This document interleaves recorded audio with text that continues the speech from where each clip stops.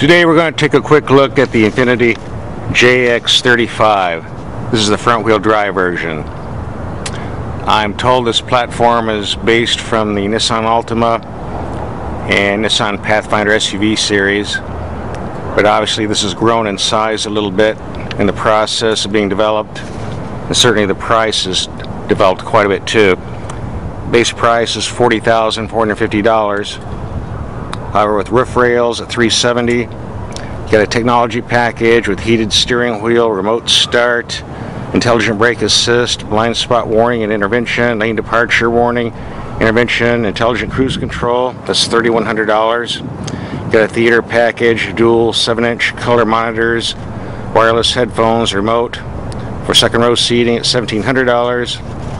And for $2,550, you get a deluxe touring package with 20-inch aluminum wheels, a Bose stereo system, climate-controlled seats, rain-sensing windshield wipers, moonroof, power sunshade. And spending $2,550 is enough for that. We got the $4,950 premium package with hard drive navigation, 13-speaker sound system. Well, I'm running out of space on this disc here, so I'll just cut it off and say it's $54,070. This vehicle is loaded up with everything except all-wheel drive, which I understand is a couple thousand extra.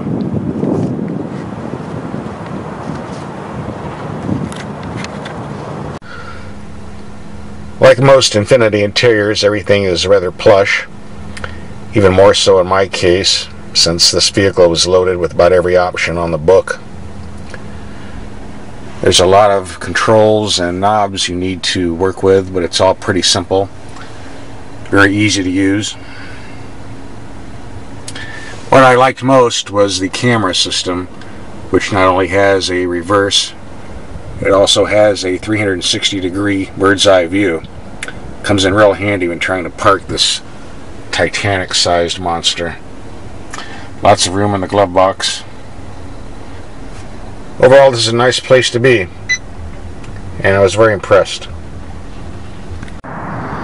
Now, one feature on this vehicle I had some concerns about were these high-intensity discharge headlights.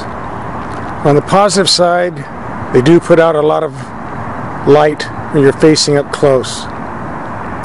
On the negative side, they have a very, very sharp cutoff, and once you get around 75 feet, they disappear into the pavement with no light coming above.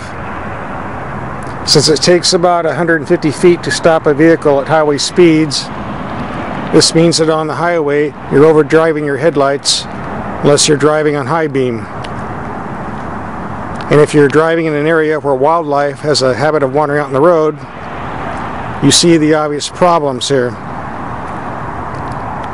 Now, whether this was a misalignment on this particular car or all JXs come this way, I can't say. However, if you drive at night and you're taking a test drive, this is one item you might want to look for and see if this type of headlight works for you. This Infiniti is marketed as an SUV, which means it should be able to go off-road, so we did some light-duty desert driving to test things out. This vehicle has three things going for it. First of all, there's lots of interior room.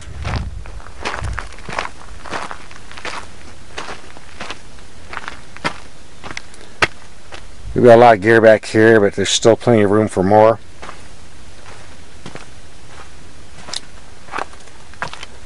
Lots of interior room in the second row seating. Secondly, it does have good ground clearance if you're driving on a level road to clear rocks. And three, it does have a solid body.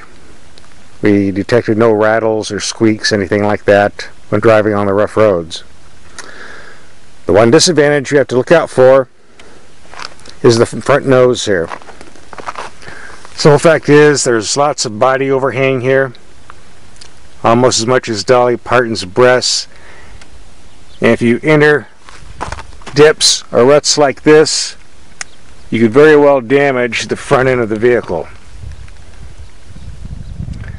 So for driving on desert roads, this is fine, but for doing any type of serious off-roading, this is not a good idea with this vehicle. And I suspect that not too many are going to be used for this anyway. Interestingly enough, this is based on the Nissan Pathfinder 4x4, which has a little bit more off-road capability. If you're interested in buying one of these, it helps to know what's under the hood. By the way, in case you're wondering what all this goop is on the side of the vehicle, it's a heavy coat of car wax. Anytime you're going off-road, it's a good idea to put a nice coating on like this. That way, if you run up against a bush or something else like that, it protects the paint. Then when you go back in the city, you just wash it all off and your car looks like new. Besides, Nissan likes getting their cars back all nice and shiny, so it's even better trick for them too. Under the hood is the 3.5 liter V6. That's a common engine in most Nissan vehicles and Infinitis. This one puts out 265 horsepower. It's connected to a CVT gearbox, which actually for Infiniti Nissan works about as good as a conventional gearbox, which is unusual. These transmissions are designed for maximum gas mileage, but this one's rated for 18 in the city, 24 on the highway. I'm getting about 16 in the city and about 21 on the highway. Then again, I'm carrying a lot of heavy loads here. This is a very smooth, proven power plant, very reliable, and probably the best choice for this type of vehicle. If you're looking for a full-size Infiniti SUV for hauling around the family and you can't afford the full-size QX56 with this $80,000 price tag, this JX might fit the bill.